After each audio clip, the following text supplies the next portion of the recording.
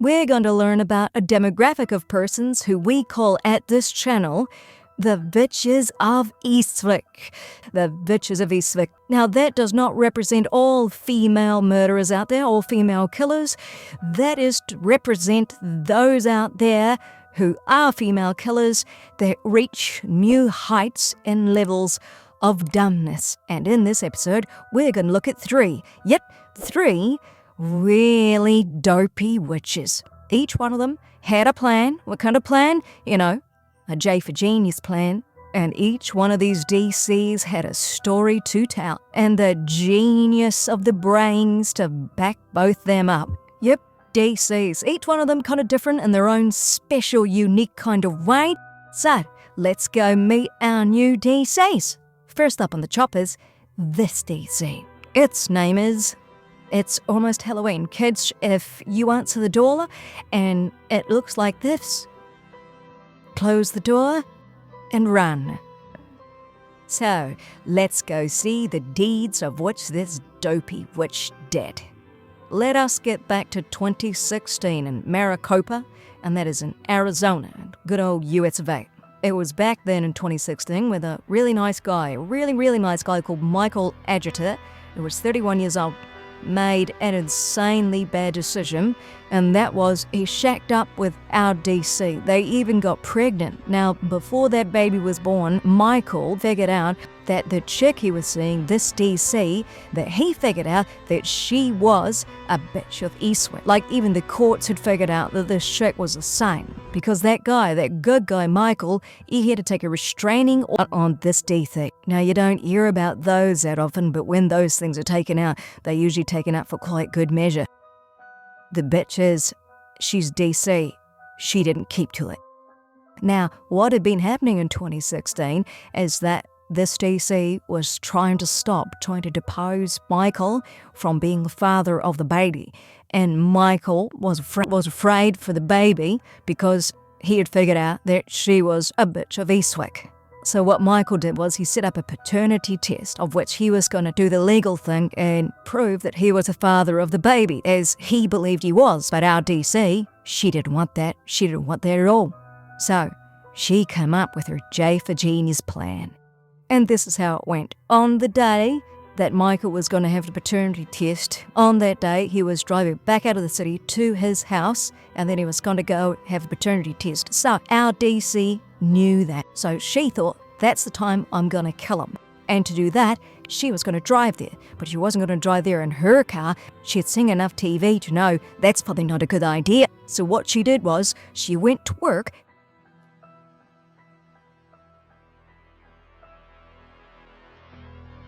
and she stole her mate's van while she was at work and then drove down to Michael's place and just waited up for him to get home. So he gets home and she runs across the road. That's her there. That goes up to him while he's in his car, while he's on the phone, and then uses her gun to shoot him 3 times and cold-bloodedly murder him. And she ran back to her mate's stolen car and drove back to work.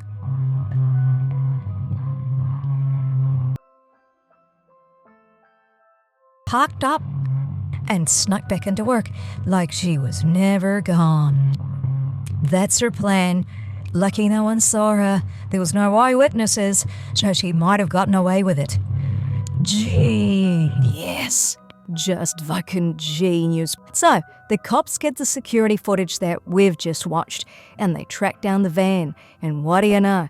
Comes back to this chick that works at this factory in the daytime. So they give her a call, and this is them talking to her. We did license plate reader checks. Got a hit on your van. How come your van was seen in Maricopa? I don't go to Maricopa. I have no reason to go to Maricopa. I hate to say it, but you don't accidentally end up in Maricopa by going to Tucson. Let her know that they think it's her mate that stole her van, because after finding out she works at her work and that the people that work at that work, one of them had a restraining order against them for Mike, the cops know that it must be that our DC. And because of the CCTV security footage, the cops also know that at the work she was having lunch at the time by herself when DC had taken the van. You gotta love DCs that think, oh well, no one will notice, no eyewitnesses, just genius. Was it common for Catherine to borrow your vehicle without your permission? No. Okay. On the day of the incident, did you drive her to work? Did you guys carpool?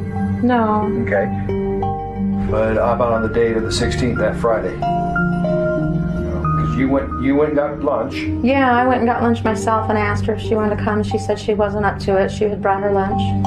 So I just went by myself. And now the cops go get our dopey witch and they bring her down to the station under armed escort. And the thing is that this thing is that dopey that she hasn't even thought of being caught.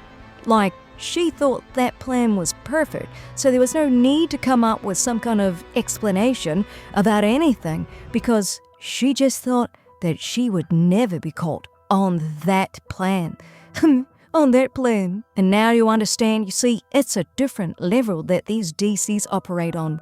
They are truly a unique being in our DC universe. So now let's go listen to her, not have her story 1, it's gold. So now, let's go listen to Dopey Witch number 1.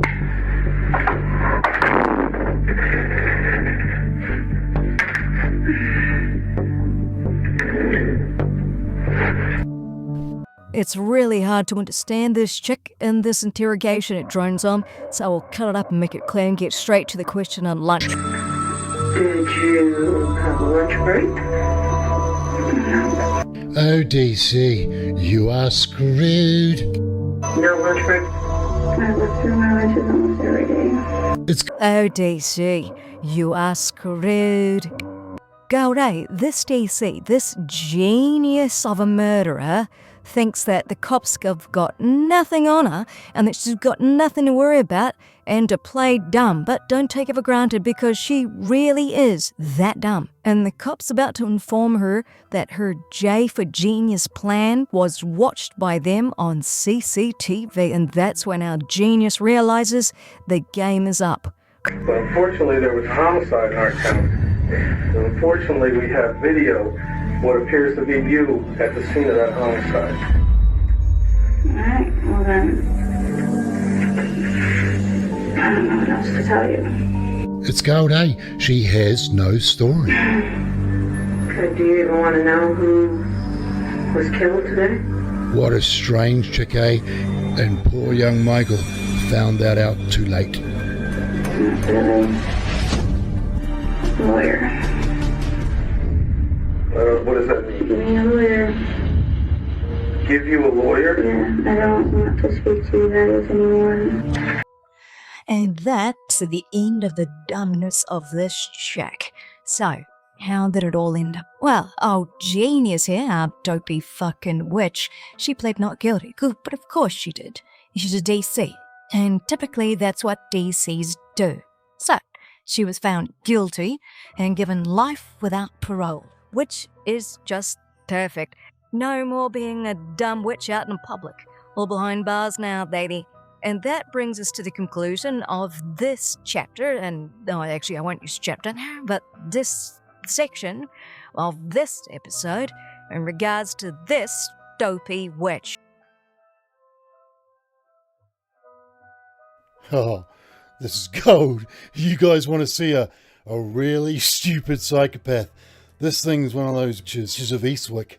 Those real dumb witches. It's a chick. And who's she? She's a DC. But this genius, is the mastermind behind the whole thing.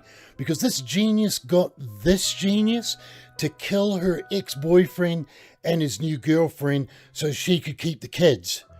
The problem with their plan of attack is that on the way to the murder, this clown, this DC, drove the car into a ditch and the cops turned up. And this is when he's on his way to commit the murder, and talk to him and stuff and interview him and question him like in a shit, and then they buzz off while he's driving towards a city to murder 2 people. Internal agreement? Yeah. You want to jump in here with me real quick? Okay, jump in the front passenger seat. And you tried to turn around? I tried to turn around right here, and it... So you just made a big flip around? Yeah. Yeah, we don't really do that around here, as you see why. Yeah. Honestly, man, I was just driving. My whole life has kind of gone to lately. More or less living out of my car. But you had money to get a rental? Yeah, I still work. Just off this weekend. You didn't want to take your car? My car, the starter's acting up on it. Oh. So you're just driving around Kansas from Texas, huh? Yeah. So where's your wife? She's at home. I thought you said you didn't have a home. Well, we have a pending divorce and all that fun stuff. Yeah, that's mine. Pending divorce, huh? Is that why you're out driving around instead of at home? Yes, sir. That bad, huh? Yeah, like I said, it's all gone. I work for Frito-Lay now. Used to be a cop. Where were you a cop at? Dumas first and then Sunray. Why'd you quit copping?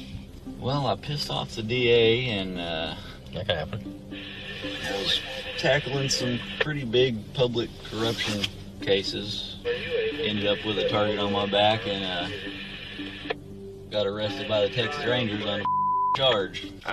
If you would stay here, I gotta take some pictures of the vehicle and stuff, especially since it's insurance. They're gonna want more pictures than normal. Is there anything in there I need to know about? Nah. Okay. I've got a shotgun in there, but nothing illegal. No drugs or No. stolen guns or anything, right? No. Okay, well, hang tight here. I'll be right back. Keep an eye on him. He's got a firearm on him. He's got a concealed carry. Getting a divorce from Texas, just out driving around. From Texas? Yeah. How's he doing here? Well, I'm going to start looking around the vehicle a little bit. And this is like a signal of how fucking stupid DCs actually are in those moments. Because this DC carried on with the plan. So he's busted out on the side of the road, cop leaves, and he gets the main genius here, the criminal mastermind, to not just come pick him up, but give him a rental car that's being paid for by her in cash under his mate's name to chuck the cops off just in case they get nosy. These geniuses are gold. But this psychopath is pure DC, because this psychopath is one of those psychopaths that acts like she thinks people would want to see. It's gold, because as soon as this dude asks her about remorse and that it doesn't look like she's got any, watch how this genius here suits the moment. It's gold. All I could think about was getting home to my children. Did you ever get back to them? No. That was it, wasn't it? Yes. I had just lost my kids, at least for the school year. And I said, you know what? I can't deal with this. I can't deal with the depression and the sadness anymore. I need my kids. My kids are my life. And he looked at me and he's like, what do we do? I was like, he's got to go. He's got to go. So you say to Tim, we got to do something. And what does he say back to you? Okay. Okay? I will kill him. Is that what you understood him to say? He said, okay. Did you realize you'd crossed a line there? Not at the time, because it was just talk. This is the moment you became the architect of a murder. Yeah. But at the time, I didn't think it was going to happen. My son is bawling his eyes out to me, saying how he hates it up here. He wants to come home with me. He wants me to steal him away. That hit me, because anybody that knows my son knows he doesn't just bawl his eyes out like that. Did this put you back in that place where you had that conversation? Back when? Yes. I'm telling him that, you know, now it needs to be done. And what needs to be done is Josh needs to be killed. Yes. And Tim is going to be the agent of bringing that off? Yes. He's going to be the killer. Yes. That missile is often going at this point, isn't it? Yes. You've lit the fuse. Mm-hmm. What was his understanding of what was going on and what you were asking him to do? To go up to New York to handle business. So he says, yeah, I'm good for that, huh? What's the understanding between you and Tim about what is afoot at this point? He was going to drive up.